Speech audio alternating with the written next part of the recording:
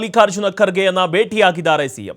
ಸದಾಶಿವನಗರದ ಮಲ್ಲಿಕಾರ್ಜುನ ಖರ್ಗೆ ನಿವಾಸಕ್ಕೆ ಭೇಟಿಯನ್ನ ಮಾಡಿದ್ದಾರೆ. ಮಲ್ಲಿಕಾರ್ಜುನ ಖರ್ಗೆ ಜೊತೆ ಸಂಪುಟ ವಿಸ್ತರಣೆ ಬಗ್ಗೆ ಚರ್ಚೆಯನ್ನು ಕೂಡ ಮಾಡಿದ್ದಾರೆ. ಸಂಪುಟ ವಿಸ್ತರಣೆ ವೇಳೆ ತಮ್ಮವರಿಗೆ ಹೆಚ್ಚು ಅವಕಾಶಕ್ಕೆ ಮನವಿಯನ್ನ ಕೊಟ್ಟಿದ್ದಾರೆ. ಎಐಸಿಸಿ ಅಧ್ಯಕ್ಷ ಮಲ್ಲಿಕಾರ್ಜುನ ಖರ್ಗೆ ಭೇಟಿಯಾಗಿದ್ದಾರೆ ಸಿಎಂ ಡಿಕೆ ಶಿವಕುಮಾರ್. ಸದಾಶಿವನಗರದ ಮಲ್ಲಿಕಾರ್ಜುನ ಖರ್ಗೆ ನಿವಾಸಕ್ಕೆ ಭೇಟಿಯನ್ನ ಕೊಟ್ಟಿದ್ದಾರೆ. ಮಲ್ಲಿಕಾರ್ಜುನ ಖರ್ಗೆ ಜೊತೆ ಸಂಪುಟ ವಿಸ್ತರಣೆ ಬಗ್ಗೆ ಚರ್ಚೆಯನ್ನ ಮಾಡಿದ್ದಾರೆ. ಇನ್ನು ಸಂಪುಟ ವಿಸ್ತರಣೆ ವೇಳೆ ತಮ್ಮವರಿಗೆ ಹೆಚ್ಚು ಅವಕಾಶಕ್ಕೆ ಮನವಿಯನ್ನ ಮಾಡಿದ್ದಾರೆ. ಸಿಎಂ ಡಿಕೆಶಿ ಮನವಿಯನ್ನ ಆಲಿಸಿ ದೆಹಲಿಗೆ ಹೊರಟಿದ್ದಾರೆ ಖರ್ಗೆ. ಇನ್ನು ಖರ್ಗೆ ಕಾರಿನಲ್ಲೇ ಏರ್ಪೋರ್ಟ್ಗೆ ತಿಳಿದಿದ್ದಾರೆ ಸಿಎಂ ಡಿಕೆ ಶಿವಕುಮಾರ್. ರೀಸೆಂಟ್ ಆಗಿ ಡಿಕೆ ಶಿವಕುಮಾರ್, ಆಮೇಲೆ ಮಾಜಿ ಮುಖ್ಯಮಂತ್ರಿ ಸಿದ್ದರಾಮಯ್ಯ, ಕೆಪಿಸಿಸಿ ಅಧ್ಯಕ್ಷ ಬಿಕೆ ಹರಿಪ್ರಸಾದ್ ದೆಹಲಿಯಲ್ಲಿ ಎಐಸಿಸಿ ನಾಯಕರೊಂದಿಗೆ ಸರಣಿ ಸಭೆಗಳನ್ನು ನಡೆಸಿದ್ರು. ಬಟ್ ಅಂತಿಮ ತೀರ್ಮಾನ ಬಾಕಿ ಉಳಿದಿತ್ತು. ಇದೀಗ ಮತ್ತೆ ಆ ಒಂದು ಚಟುವಟಿಕೆ ಗರಿಗೆದರಿದೆ.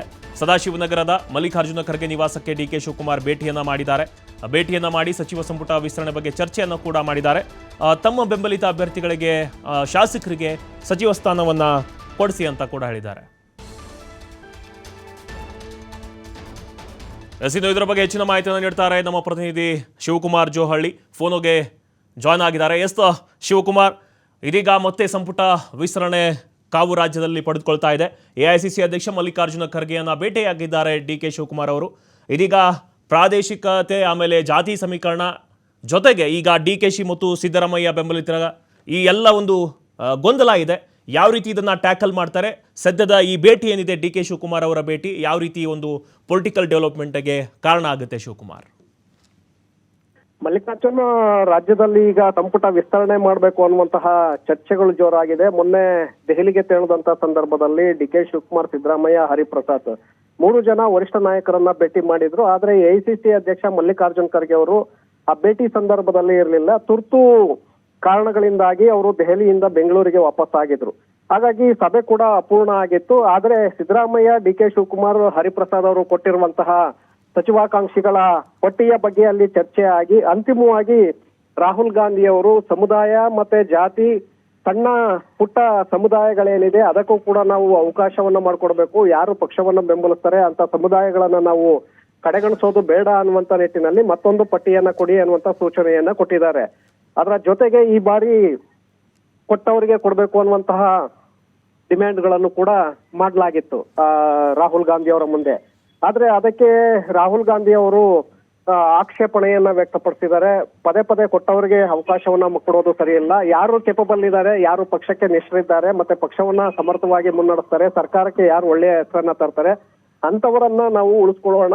ಉಳಿದಂತೆ ಯಾರು 3-4 ಬಾರಿ ಗೆದ್ದಂತವ್ರು, 5-6 ಬಾರಿ ಗೆದ್ದಿರುವಂತವ್ರಿಗೆ ಇನ್ನೂ ಅವಕಾಶಗಳು ಸಿಕ್ಕಿಲ್ಲ, ಅಂತವ್ರಿಗೆ ಈ ಬಾರಿ ಅವಕಾಶವನ್ನ ಮಾಡಿಕೊಡೋಣ, ಅಂತವರ ಒಂದು ಪಟ್ಟಿಯನ್ನ ಕೊಡಿ ಎನ್ನುವಂತ ಸೂಚನೆಯನ್ನ ರಾಜ್ಯ ನಾಯಕರಿಗೆ ಪಾಸ್ ಮಾಡಿದ್ರು. ಅದರ ಜೊತೆಗೆ ತಮ್ಮದೇ ಆದಂತಹ ಒಂದು ಸರ್ವೆ ತಂಡವನ್ನು ಕೂಡ ಕಳಿಸಿ ಒಂದು ಪಟ್ಟಿಯನ್ನ ಅವರು ಕೂಡ ರೆಡಿ ಮಾಡ್ಕೊಂಡಿದ್ದಾರೆ. ಸ್ಥಳೀಯ ಮಟ್ಟದಲ್ಲಿ ಜನರ ಅಭಿಪ್ರಾಯ, ಯಾವ್ಯಾವ ಶಾಸಕರು ಯಾವ ಸಮುದಾಯಕ್ಕೆ ಸೇರಿದಂತವರು, ಆ ಶಾಸಕರು ಯಾವ ರೀತಿಯಾದಂತ ಒಂದು ಪಕ್ಷದ ಕಾರ್ಯಕರ್ತರ ಜೊತೆ ಹೊಂದಾಣಿಕೆಯನ್ನ ಇಟ್ಕೊಂಡಿದ್ದಾರೆ, ಅವರು ಸಮರ್ಥಿಸ್ತಾರ ಹೇಗೆ ಅನ್ನುವಂತ ನಿಟ್ಟಿನಲ್ಲಿ ತಮ್ಮದೇ ಆದಂತಹ ಸರ್ವೆ ತಂಡದ ಮೂಲಕ ಕೂಡ ಅವರು ಮಾಹಿತಿಯನ್ನ ಎಕ್ಕಿ ತೆಗೆದಿದ್ದಾರೆ. ಸೊ ಇದೆಲ್ಲ ಆಧರಿಸಿ ಅವರು ಸಂಪುಟ ವಿಸ್ತರಣೆಯನ್ನ ಮಾಡೋದಕ್ಕೆ ಅವಕಾಶವನ್ನ ಮಾಡಿಕೊಡ್ಲಿದ್ದಾರೆ. ಆ ನಿಟ್ಟಿನಲ್ಲೇ ತಮ್ಮವರಿಗೆ ಅವಕಾಶವನ್ನ ಮಾಡಿಕೊಡ್ಬೇಕು ಅನ್ನುವಂತ ಕಾರಣಕ್ಕೆ ಸಿಎಂ ಡಿಕೆ ಶಿವಕುಮಾರ್ ಇವತ್ತು ಬೆಂಗಳೂರಿನಲ್ಲಿ ಇದ್ದಂತಹ ಎಐಸಿಸಿ ಅಧ್ಯಕ್ಷ ಮಲ್ಲಿಕಾರ್ಜುನ್ ಖರ್ಗೆ ಅವರನ್ನ ಅವರ ನಿವಾಸದಲ್ಲಿ ಭೇಟಿಯನ್ನ ಮಾಡ್ತಾರೆ. ಪರಮೇಶ್ವರ್ ಅವರು ಕೂಡ ಆ ಸಂದರ್ಭದಲ್ಲಿ ಭೇಟಿಯನ್ನ ಮಾಡ್ತಾರೆ.